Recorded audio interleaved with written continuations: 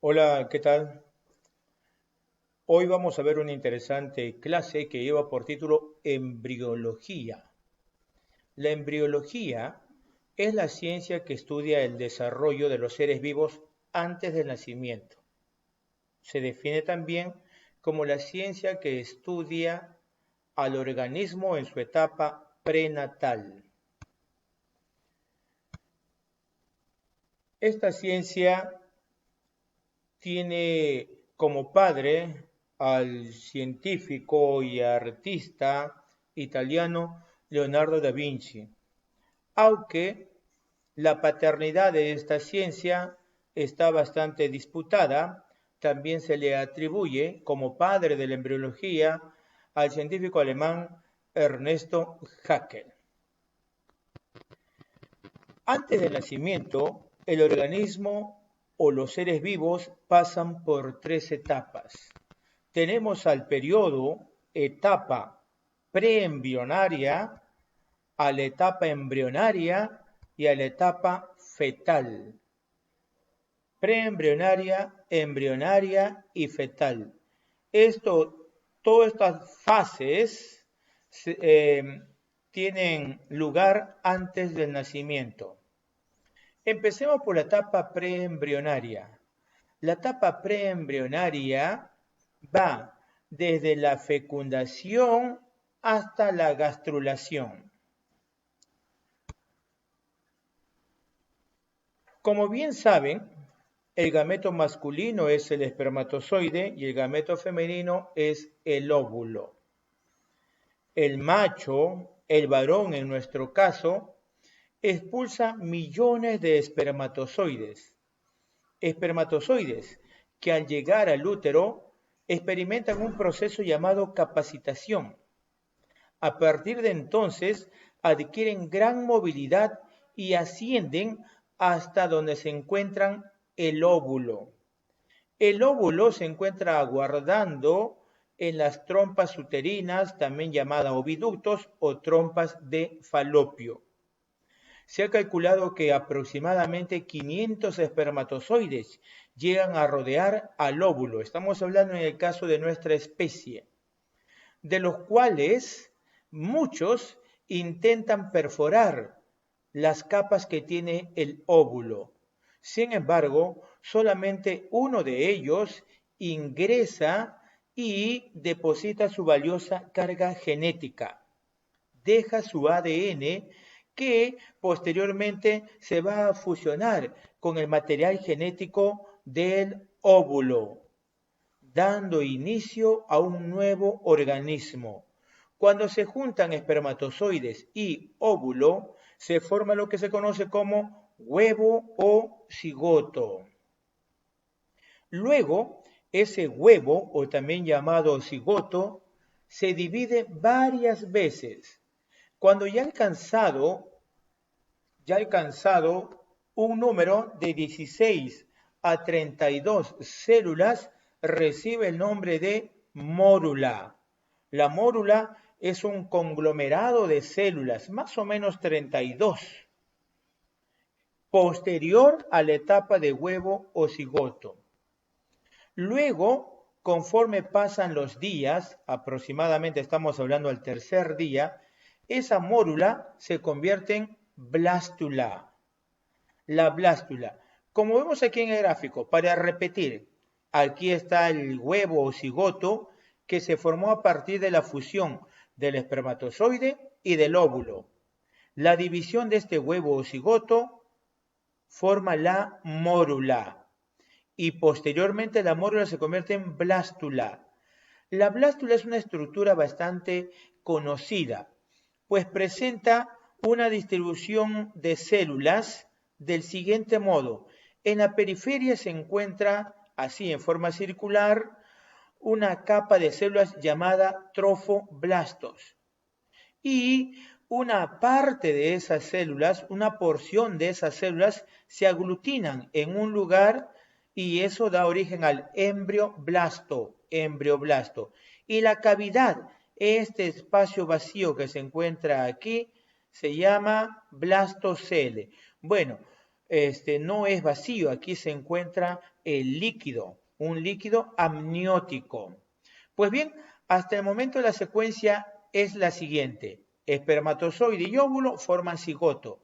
El cigoto al cabo de 2 a 3 días forma la mórula. A partir del tercer día se forma la blástula, conocido porque tiene trofoblasto, embrioblasto y blastocele.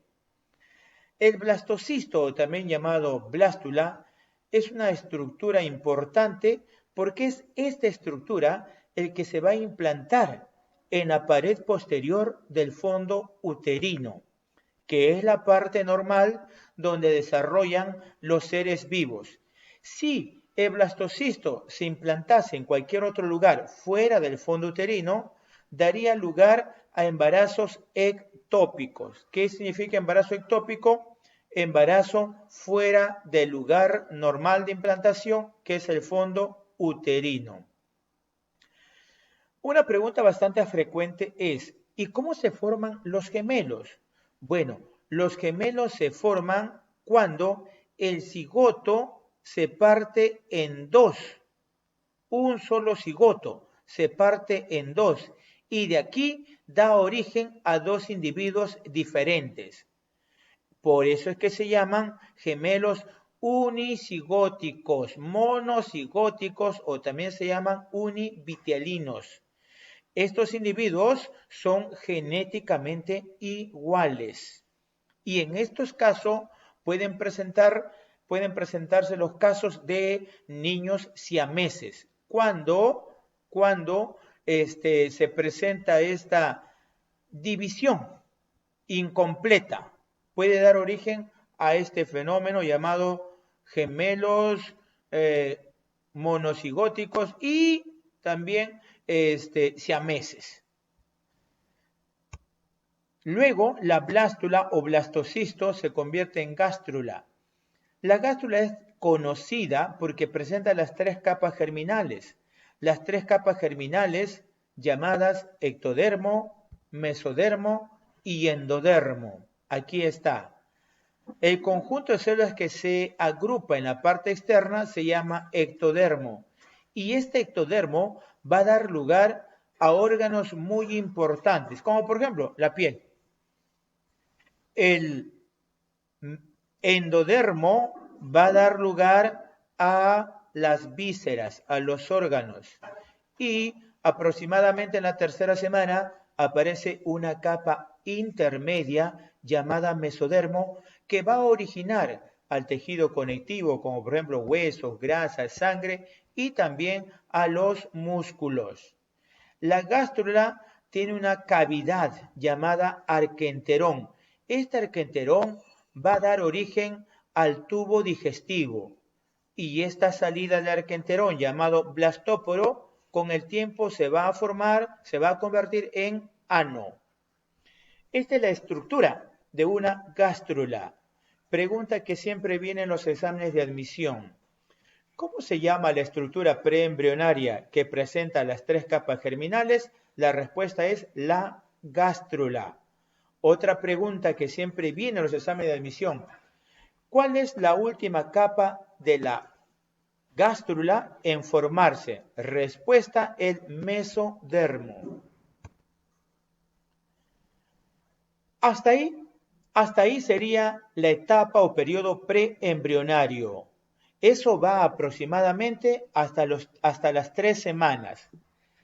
Terminada la tercera semana, es decir, empezando la cuarta semana hasta la octava semana, convertido a meses sería hasta los 2 meses, se le conoce como periodo embrionario o también etapa de la organogénesis. ¿Por qué se llama etapa de la organogénesis? Porque en este corto periodo se forman todos los órganos del ser humano, todos los órganos. Y en el caso de otros animales es similar, todos los órganos. Por esa razón es que se llama embriogénesis, origen de los órganos. Todo eso ocurre en el periodo embrionario. Terminados los 2 meses, ya estamos hablando de la 9ª semana, De ahí para adelante, es decir, hasta el nacimiento, se va a conocer como etapa o periodo fetal. En esta etapa ya no se forman más órganos, solamente los órganos desarrollan, maduran y crecen. El feto físicamente se caracteriza porque externamente está cubierto de una gran pilosidad llamada lanujo. De tal modo que si el feto naciese al 7º mes, que ya tiene probabilidades de vida, antes de eso las probabilidades de vida son casi nulas, si naciese a los 7 meses, ahí se notaría esa gran pilosidad externa llamada lanujo. El feto también externamente tiene una grasa llamada vernix caseoso. Es un lípido, es una grasa externa. Parece que lo hubiesen embadurnado con mantequilla. Esa grasa cumple por función proteger de impactos, de laceraciones, y es muy importante durante el parto. El vermis caseoso. Terminada la etapa fetal, ya vendría el parto. El parto que también tiene sus propias etapas, como dilatación, expulsión y finalmente alumbramiento. Alumbramiento no es sinónimo de parto. Alumbramiento es el momento en el que la madre expulsa los restos de la placenta y del saco amniocoriónico.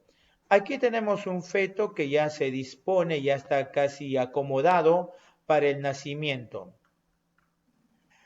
Esto que está aquí, toda esta envoltura externa, es el útero. El útero. La parte más gruesa es el miometrio uterino. Esta capita interna, este de acá que está aquí en íntimo contacto con el feto, ya, esta es la membrana amniocoriónica,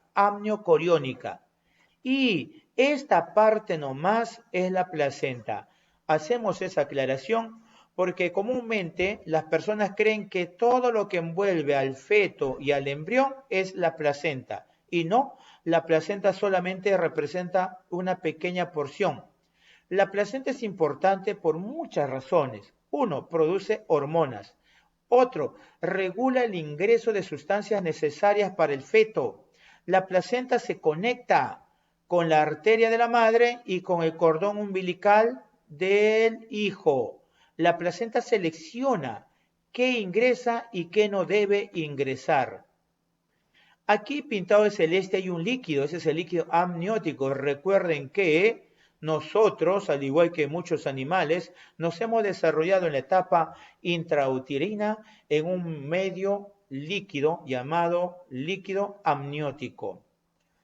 Aquí, en esta parte del útero se forma un tapón. Ese es el famoso tapón uterino, que en el momento de parto se va a desprender, se va a degradar, permitiendo la salida del feto.